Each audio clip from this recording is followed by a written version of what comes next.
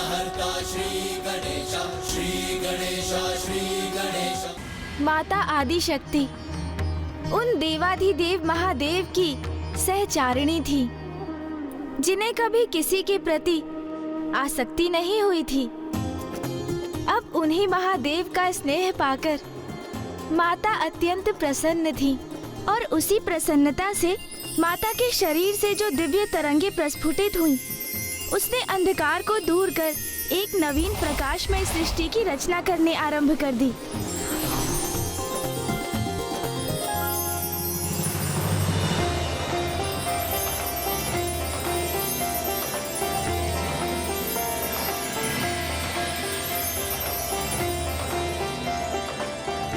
समस्त गण, गंधर्व, देवता आदि का सम्मान पाकर माता की प्रसन्नता सरल हास्य के रूप में फूट पड़ती थी।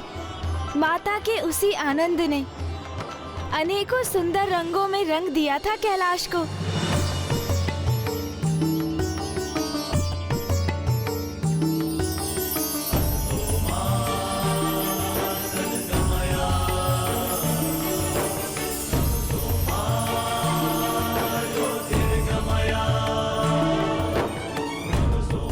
माता के आगमन से समस्त कैलाश में आनंद का नाद गूंज उठा है। ऐसा प्रतीत होता है मानो माता ने एक नवीन कैलाश का सृजन किया हो। मेरी प्रभु से यही प्रार्थना है कि माता सदैव इसी प्रकार से आनंदित रहें, क्योंकि उन्हीं की प्रसन्नता के कारण ही समस्त कैलाश आनंद से झूम उठा है।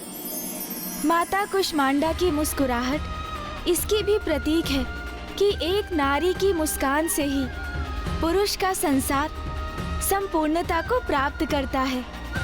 जहाँ नारी प्रसन्न होती है, वो गृह भी प्रसन्नता से परिपूर्ण होता है, और जहाँ नारी दुखी रहती है, उस गृह में सुख और चैन स्थापित नहीं होता। इसलिए नारी को कभी दुखी नहीं करना चाहिए, सदा नारी का सम्मान करना चाहिए। ब्राह्मण देवता, मैं तो अपने पति देव को सदा यही कहती आई हूँ कि अपनी पत्नी को सुखी रखिए, क्योंकि मैं मुस्कुराऊंगी तो राजभवन में सदा प्रसन्नता स्थापित रहेगी।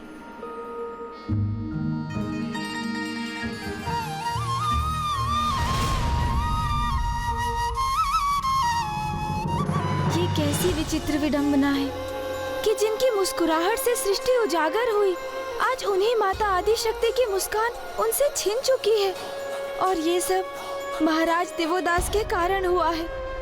मेरी माँ प्रसन्न नहीं रहेंगी तो काशी में भी कहाँ समृद्धि हो सकेगी।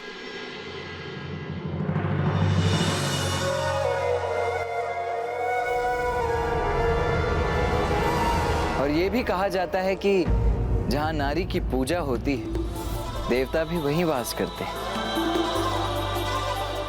और सत्य तो ये भी है कि नारी ही संसार की शक्ति है। सूर्य ब्रह्मांड की आत्मा है और सूर्य की शक्ति है माता कुष्मांडा।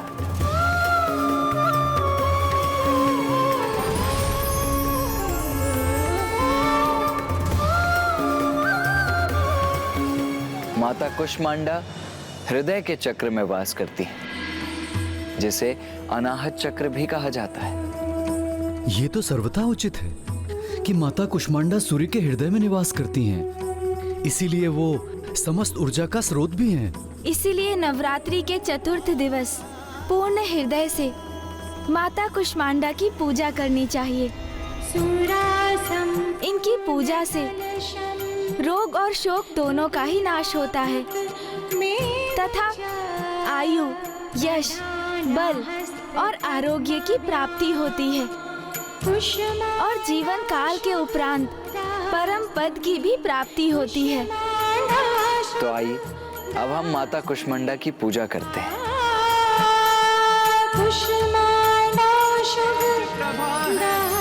माता कुष्मांडा, इस ब्रह्मांड की रचना तुझसे सूर्य की उष्मा है। माँ तुझसे सूर्य की उष्मा है, माँ तुझसे सूर्य की उष्मा। यदि मुझे यहाँ राज्य करना है तो आपको यहाँ से प्रस्थान करना होगा।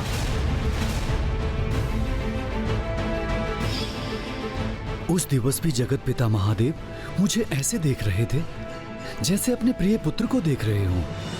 जब अनाहत चक्र निर्वाध रूप से कुंडलिनी की ऊर्जा से प्रकाशित होता है तो तब व्यक्ति अपने अहंकार के भाव से पूर्णतः रिक्त होकर संबंधों की असीम गहराइयों को समझकर उन्हें स्वीकार कर लेता है। जैसे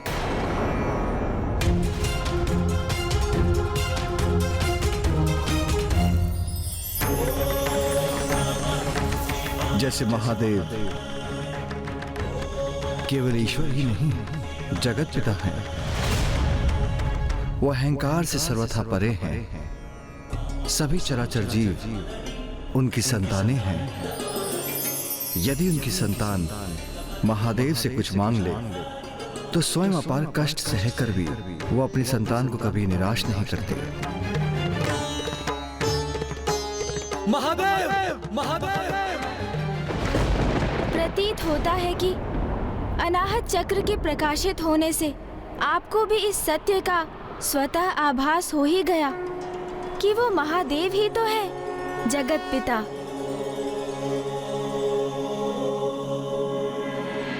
अब हम माता की आरती करेंगे। मुख पर अद्भुत तेज प्रभा है, हे माता कूष्मांडा।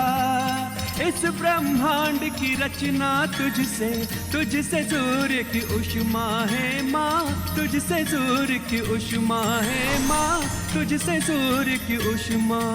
महाराज, माता, कल नवरात्रि का पंचम दिवस है और कल हम माता के पंचम स्वरूप स्कंद माता की कथा सुनेंगे।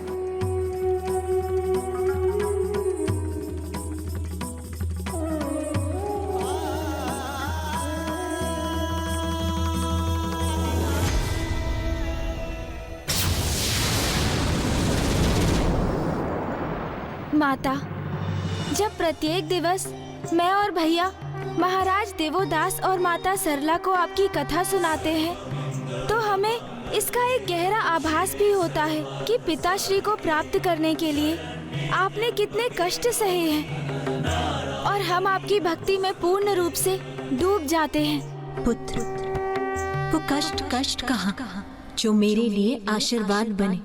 तब से मुझे महादेव का सानिध्य प्राप्त हुआ और उनसे विवाह के उपरांत कैलाश मेरा निवास बना। और पुत्र, कल तुम एक ऐसी कथा कहने जा रहे हो जो मेरे हृदय के अत्यंत निकट है, मुझे अत्यंत प्रिय है। मेरे मातृत्व के सुख को प्राप्त करने की कथा, जब मुझे कार्तिक पुत्र रूप में प्राप्त हुआ।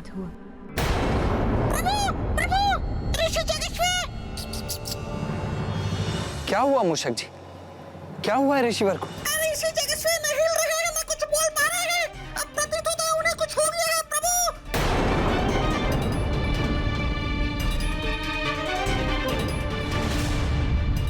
जाओ पुत्र, वहां जाकर अपना कर्तव्य निभाओ।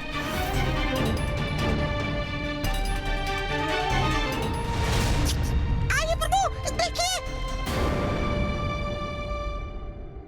भैया, ऋषिवर के अभी प्राण शेष है, किंतु ये अस्वस्थ प्रतीत हो रहे हैं। हमें शीघ्र ही धन्वंतरी जी का आवाहन करना चाहिए। उचित है गणेश।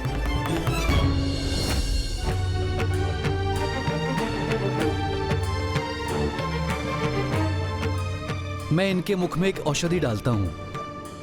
किंतु धन्वंतरी जी, ऋषिवर तो कुछ भी ग्रहण नहीं करेंगे।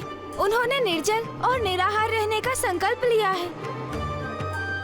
उस अवस्था में मैं लेप लगाकर इनका उपचार करने का प्रयास करता हूँ।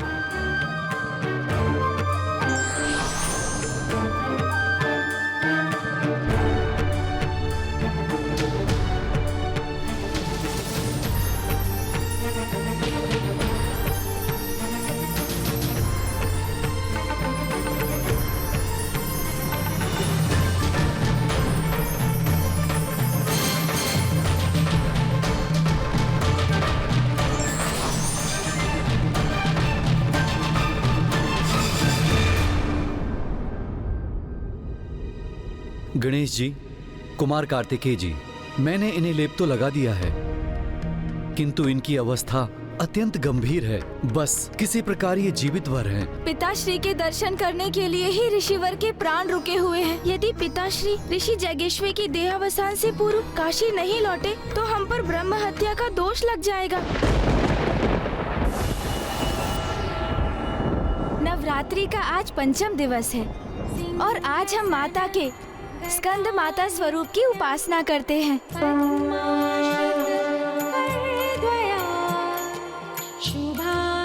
इस स्वरूप में माता पार्वती की गोद में भैया कार्तिकेय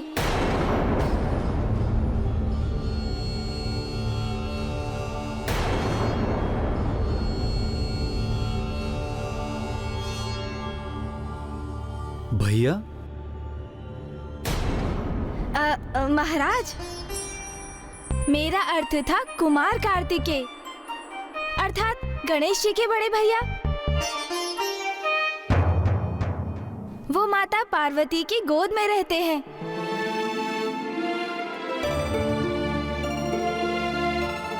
अर्थात माता को इस स्वरूप में मातृत्व सुख प्राप्त हुआ।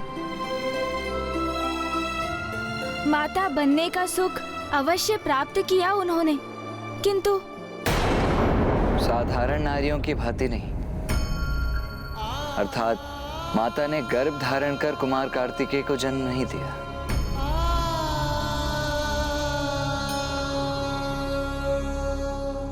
किंतु ये भी तो माँ की ही लीला थी।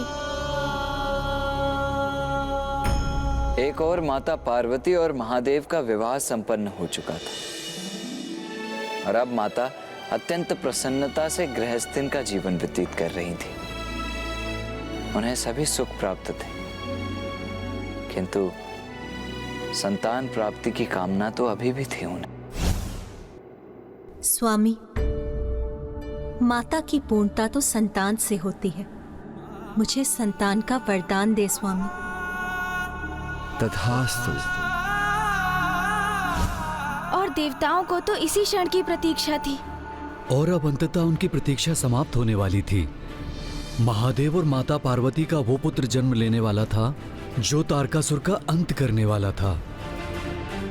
और ऐसा ही होता, किंतु क्या ब्राह्मण देवता? देवताओं ने इसमें एक और अवस्था जोड़ दी। महादेव ने माता पार्वती को संतान प्राप्ति का वरदान दे ही दिया।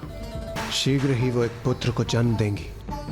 इसी शुभ घड़ी की प्रतीक्षा तो हम सभी इतने वर्षों से कर रहे थे, क्योंकि अब अंततः उस तारकासुर के आतंक का अंत होने ही वाला है। इंद्रदेव, सूर्यदेव, तारकासुर का अंत तो हो जाएगा, किंतु एक नवीन समस्या का भी जन्म होगा जिस पर अभी तक आपका ध्यान नहीं गया।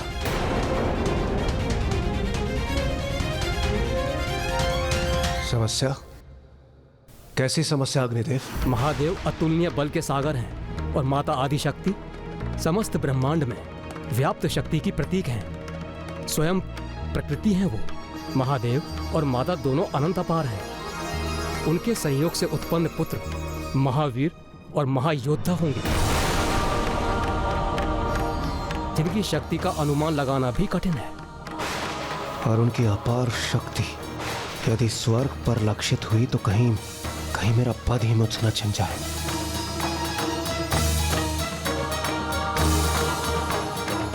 इस समस्या का हमें कोई ना कोई उचित समाधान ढूंढना ही होगा। तारकासुर का वध करने हेतु हमने स्वयं के लिए एक महासंकट को आमंत्रित कर लिया है।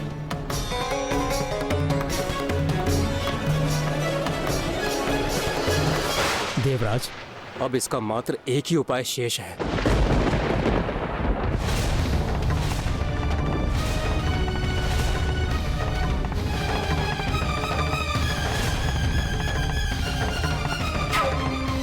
महादेव, तारकासुर के आतंक से हमारी रक्षा कीजिए प्रभु। केवल आप ही का पुत्र उसका अंत कर सकता है। आपका ऐसा पुत्र महादेव जो केवल आप ही के अंश से उत्पन्न हो, जिसमें माता पार्वती की कोई भूमिका और कोई योगदान न हो, कोई भूमिका और कोई योगदान न हो, कोई भूमिका और कोई योगदान न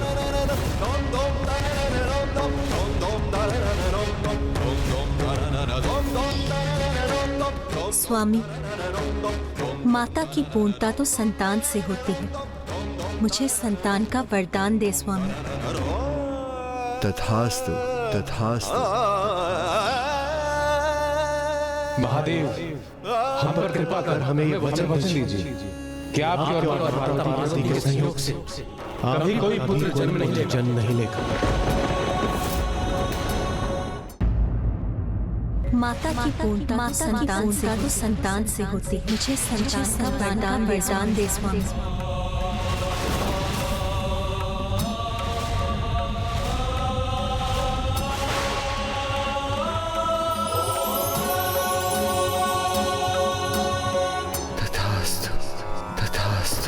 जब माता पार्वती को ज्ञात हुआ कि महादेव ने देवताओं को क्या वचन दिया है, तो वो अत्यंत कुपित हुई।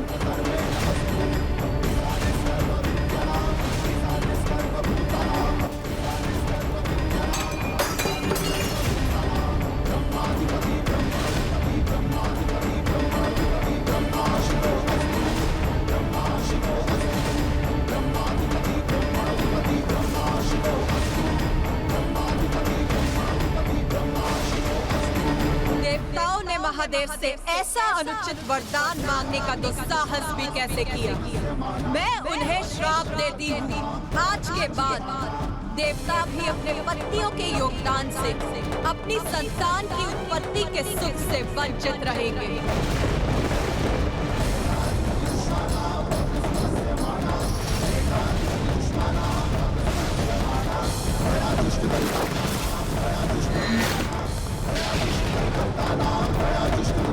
जब महादेव को ज्ञात था ब्राह्मण देवता कि माता पार्वती संतान प्राप्ति को लेकर अत्यंत उत्साहित थीं, तो उन्होंने देवताओं को ऐसा वरदान क्यों दे दिया?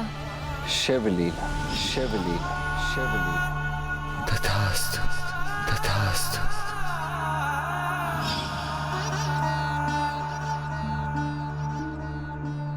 ना कुछ उनकी इच्छा के बिना हुआ है और ना कुछ उनकी इच्छा के बिना होगा।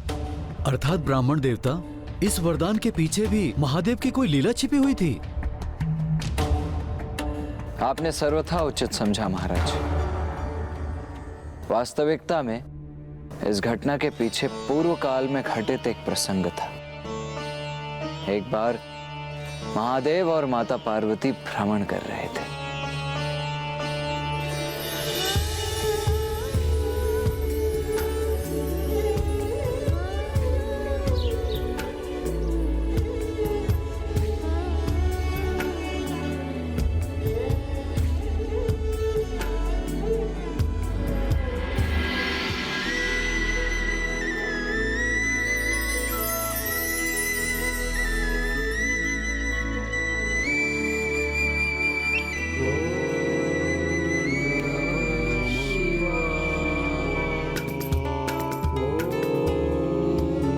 स्वामी, इस सघन वन में कौन आपकी प्रार्थना कर रहा है? सनकादिक ऋषि। अच्छा, तो अब समझी मैं। मेरे साथ भ्रमण पर निकलना तो मात्र एक बहाना था। वास्तविकता में तो आपको आपके भक्तों से भेंट करने की इच्छा यहाँ खींच लाई। कहिए, उचित कह रही हूँ ना मैं स्वामी? महेश्वरी, भक्त भगवान के दर्शन के लिए जितने आतुर होते हैं, उतने ही आतुर भगवान भी भक्त से भेंट करने के लिए होते हैं। तो चलिए नाथ, मैं भक्त और भगवान के मध्य आऊं, ये मुझे कदापि स्वीकार नहीं।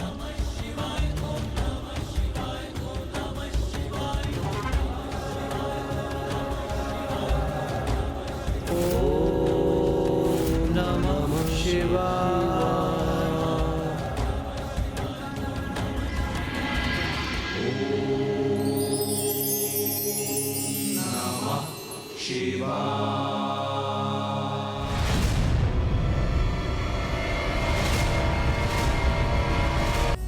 वन उपवन में भ्रमण करते करते महादेव एवं माता पार्वती सनत कुमारों के आश्रम तक पहुंच गए।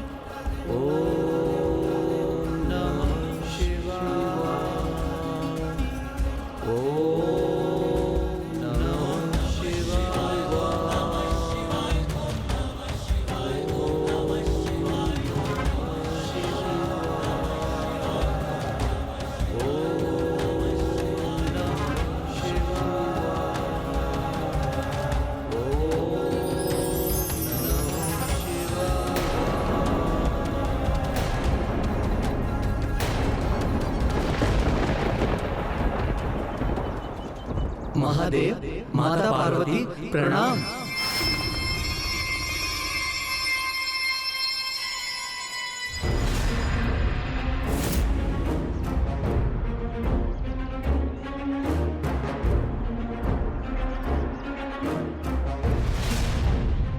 ये क्या सनत कुमार, मैं तुम्हारे समक्ष खड़ा हूं और तुमने मेरा अभिवादन भी नहीं किया। महादेव, क्या चाहते हैं आप? कौन आपको प्रणाम करे? मेरा शरीर अथवा मेरी आत्मा?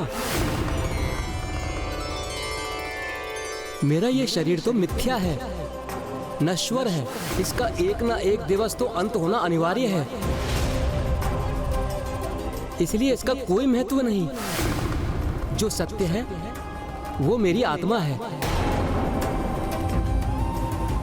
और यदि आप मेरी आत्मा का अभिवादन चाहते हैं तो मेरी आत्मा में उसी का अंश है जो आप स्वयं हैं। अर्थात हम एक ही तत्व हैं। तो फिर कौन बड़ा और कौन छोटा? तो मैं उठकर आपको क्यों प्रणाम करूं?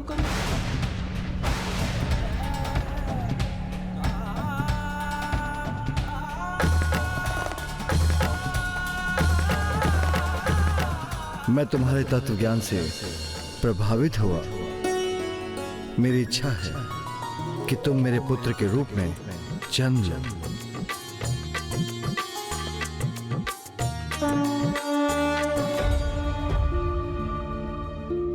धन्यवाद प्रभु, आपका ही पुत्र बनकर जन्म लेना तो मेरा सौभाग्य होगा। अर्थात केवल आपका पुत्र नाथ?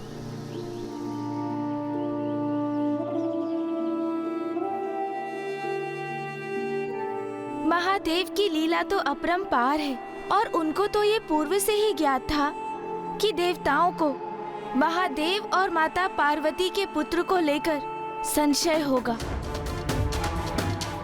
और ये भी ज्ञात था उन्हें कि देवता मात्र उनके अंश से उत्पन्न पुत्र का अनुरोध करेंगे। इसीलिए महादेव ने पूर्व से ही सनत कुमार को उनके पुत्र के रूप में जन्म लेने का वरदान दे दिया था। इस प्रकार महादेव ने अपने दोनों वरदानों की मर्यादा रखी।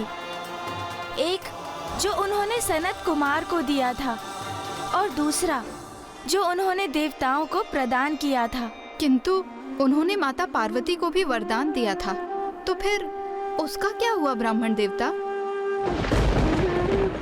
जब माता पार्वती को ज्ञात हुआ कि महादेव ने देवताओं को क्या वचन दिया है तो वो अत्यंत कुपित हुई और फिर उन्होंने भी देवताओं को उनकी पत्नियों के संयोग से कभी कोई संतान उत्पन्न ना होने का कठोर श्राप दे दिया।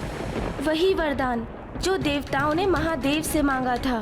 तो क्या माता के इस श्राप के कारण देवताओं की कभी कोई संतान नहीं हुई? माता पार्वती का शाप था कि देवता अपनी पत्नियों के योगदान से संतान उत्पन्न करने में असमर्थ होंगे, किंतु परोक्ष रूप में वो संतान प्राप्त कर सकते थे। इसलिए भविष्य में अपनी ऊर्जा को एक पात्र में स्थित कर वो ऐसा करेंगे कि पांडवों का जन्म इसी विधि से होगा। जब देवराज इंद्र, यमराज और वायुदेव अपनी ऊर्जा देवी कुंती को प्रदान करेंगे और उनकी ऊर्जा से क्रमशः महान धनुर्धारी अर्जुन, धर्मराज युधिष्ठिर और महाबली भीम उत्पन्न होंगे। एक नारी होने के नाते मैं माता पार्वती की पीड़ा समझ सकती हूँ, किंतु फिर माता का उग्र रूप कैसे शांत हुआ ब्राह्मण देवता? माता को तो एकमात्र महादेव ही शांत कर सकते थे, और उन्होंने माता को एक आश्वासन दिया।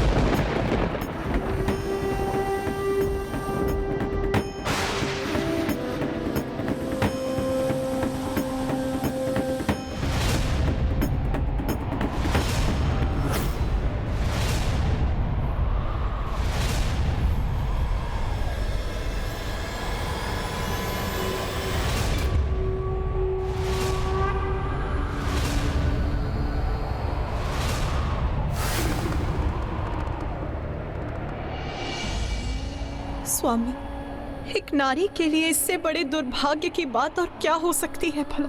उनका वरदान मेरे लिए श्राप के समान है। मुझसे मेरे मातृत्व का सुख छीन लिया उन सभी।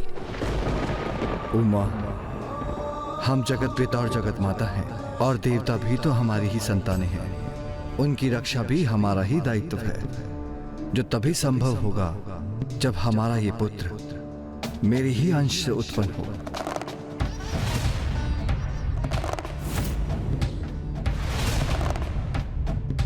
किंतु मेरी ऊर्जा से जीवन प्राप्त करने पर भी उसके जन्म में आपका भी सहयोग होगा, आपका भी अंश समाहित होगा। पार्वती, हमारे पुत्र पर आपका भी उतना ही अधिकार होगा जितना मेरा।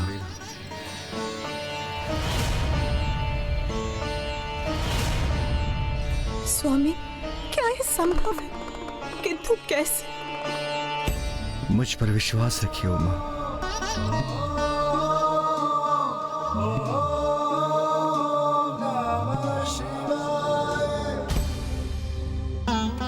और फिर कुमार कार्तिकेय के जन्म का समय निकट आ गया।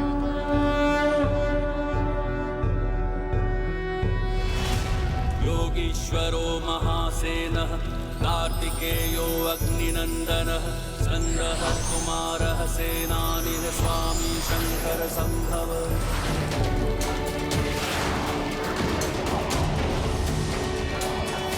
महादेव की उस ऊर्जा शक्ति को संभालने का प्रयास सर्वप्रथम भूदेवी ने किया, तत्पश्चात वायुदेव और फिर अग्निदेव। किंतु सभी देव अपनी असीम शक्ति लगाने के पश्चात भी उस ऊर्जा को संभालने में अक्षम रहे। महादेव की ऊर्जा को संभाल पाना तो माता गंगा के लिए भी असंभव प्रतीत हो रहा है।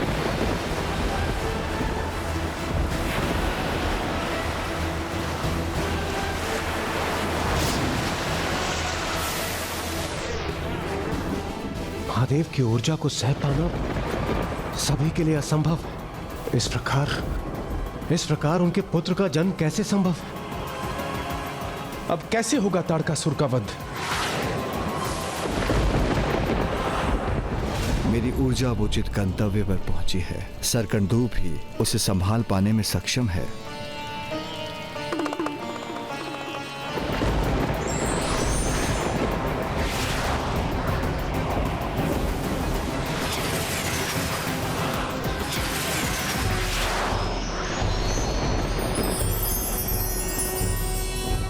योगीश्वरो महासेनः कार्तिकेयो अग्निनन्दनः संगः कुमारः सेनानिः स्वामी शंकर संभव।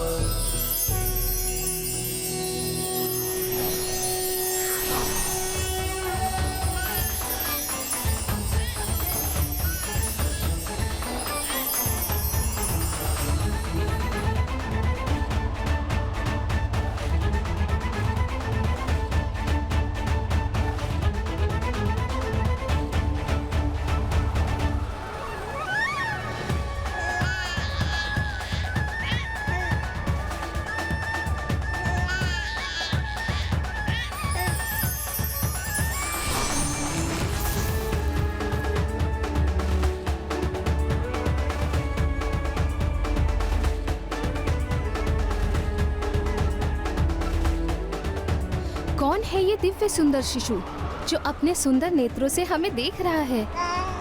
प्रतीत हो रहा है जैसे वो हमें पुकार भी रहा है। हमें वहां जाना चाहिए।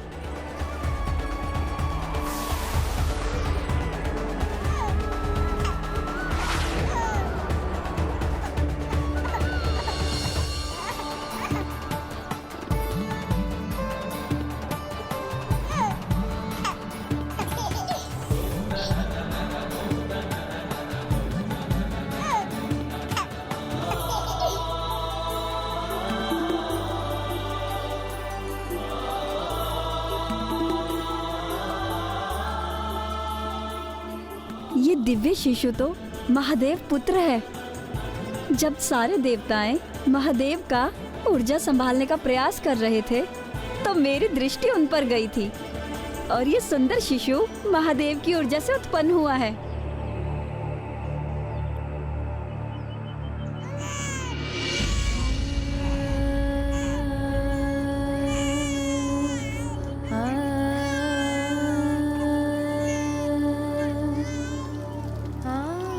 उमा, सरकंडूप तो आपका ही स्वरूप है, इसलिए मेरी ये संतान तो आपकी भी संतान है।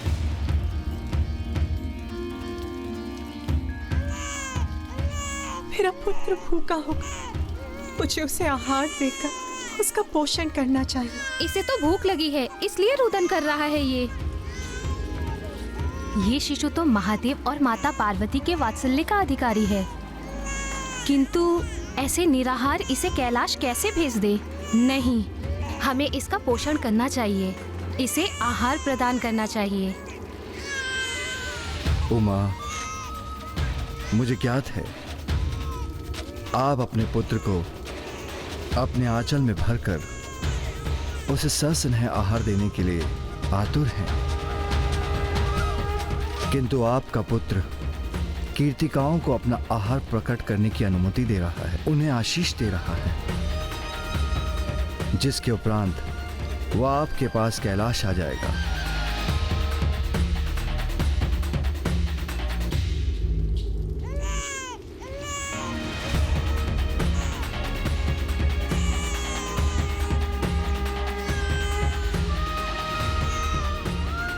उमा, आप जिसे एक नवजात शिशु के रूप में देख रहे हैं, वो महायोद्धा बनकर कैलाश पहुंचेगा। उमा, आप शीघ्र ही कैलाश में आगमन होगा, तो क्या आप उसके लिए समुचित व्यवस्था नहीं करेंगी? आप सर्वथा उचित कह रहे हैं नाथ। मेरा पुत्र कैलाश आने वाला, मुझे जाकर उसके लिए आवश्यक व्यवस्था करनी चाहिए।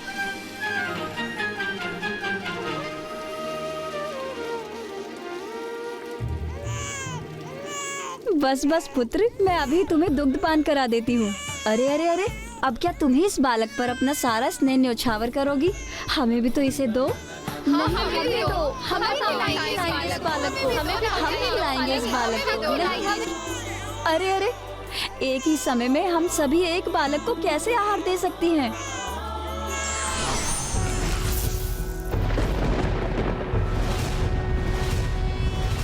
योगीश्वरो महासेनः कार्तिकेयो अग्निनंदनः स्कंदः कुमारः सेनानिः स्वामी शंकर संभव। महादेव पुत्र, इस शिशु ने 6 शीश धारण कर लिया हमारे लिए। हम कृतार्थ हुए। अब हम सब इसे आहार प्रदान कर सकते हैं, क्योंकि ये षणानन है।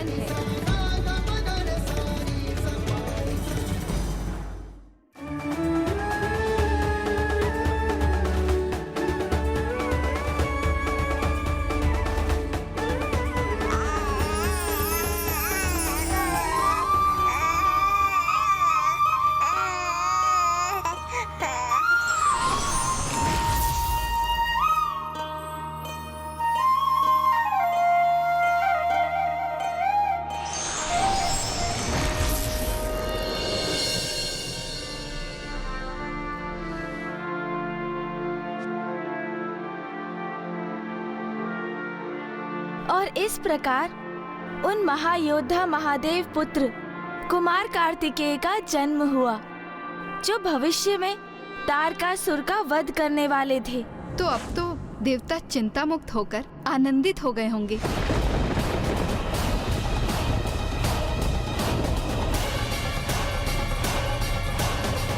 नहीं, देवराज इंद्र अभी भी सशंकित थे।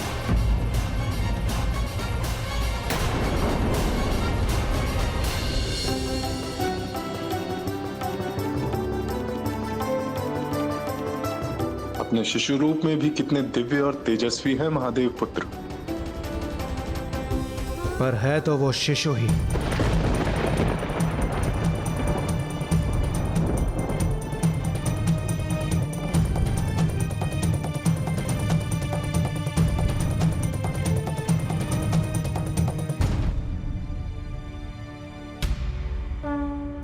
मैं समझने में असमर्थ हूं।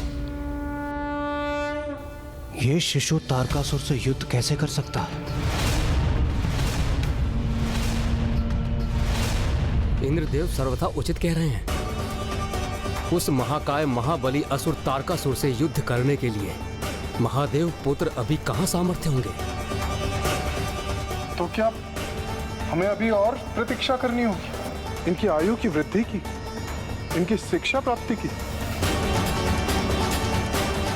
ये अनंत प्रतीक्षा तो अब असहनीय होती जा रही है।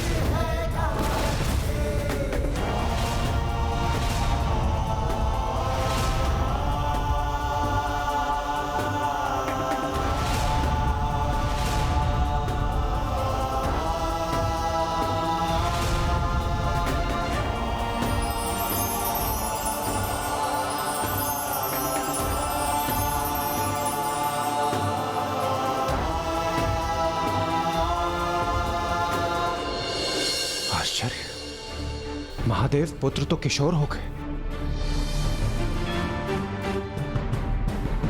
किंतु ये तो मुझे अभी भी सुकुमार ही प्रतीत हो रहे हैं। ये भी उचित है। जिस भयंकर तारकासुर के समक्ष कोई देवता भी नहीं टिक सका, उसका सामना कैसे करेंगे कुमार?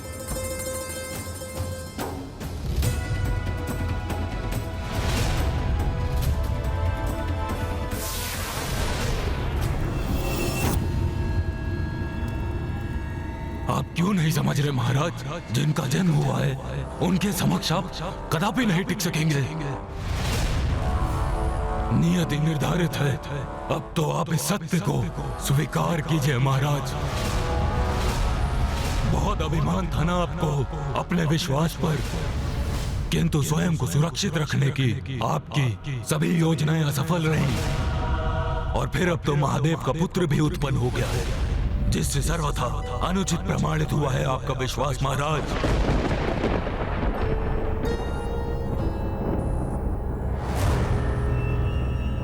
और वो महादेव पुत्र ही आपका काल बनेगा, और वो महादेव पुत्र ही आपका काल बनेगा।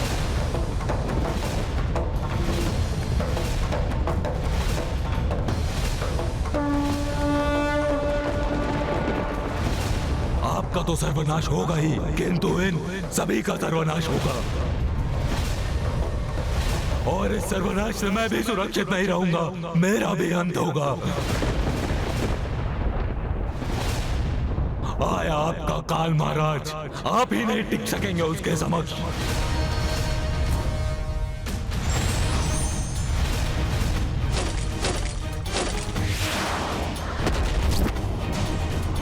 काल हूं तुम्हारा, शीघ्र जन्म लेकर तुम्हारा वध करूंगा मैं।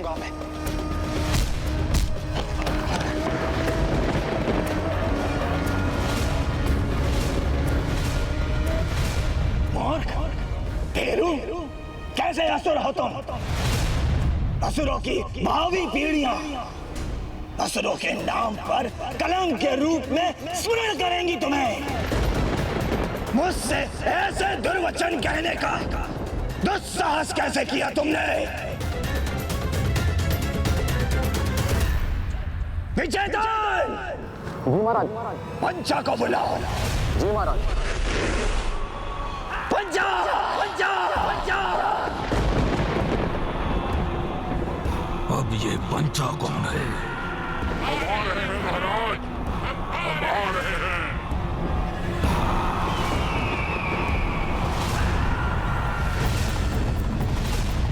एक और कार्तिकेय तारकासुर का संहार करने के लिए जन्म ले चुके थे, तो वहीं दूसरी ओर तारकासुर ने भी कार्तिकेय को क्षति पहुंचाने की मंशा से अपने असुर पंचा का आवाहन किया। नियति निर्धारित है, किंतु प्रत्येक कार्य अपने समय आने पर ही घटित होता है, इसलिए धैर्य आवश्यक है। धार्मिक वीडियो सबसे पहले देखने के लिए हमारे चैनल को सब्सक्राइब करें और बेल आइकन दबाएं।